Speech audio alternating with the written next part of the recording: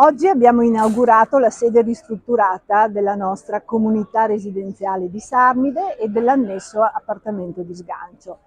È un momento estremamente importante, prima di tutto perché noi diamo la possibilità a questi giovani, che sono giovani fragili, che sono giovani con un passato molto difficile, di avere un luogo bello, accogliente, sicuro, dove poter entrare e vivere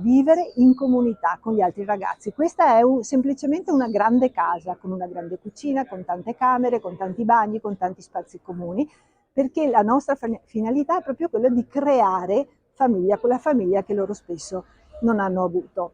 Lo facciamo e l'abbiamo fatto insieme alla comunità educante, come la chiamiamo noi, cioè enti privati, amici, amiche, banche, la Curia e tante associazioni che ci hanno supportato per arrivare dove siamo oggi, perché questo è stato un impegno economico importantissimo di circa 1,5 milioni di euro e certamente da soli non ce l'avremmo fatta. Quindi il contenitore c'è, noi abbiamo i progetti educativi perché, come diciamo sempre noi, ogni ragazzo è unico, nella sua unicità, nella sua diversità sta la sua forza. Noi li aiutiamo a capire qual è questa forza perché possano diventare adulti responsabili, capaci di scegliere, uomini e donne libere.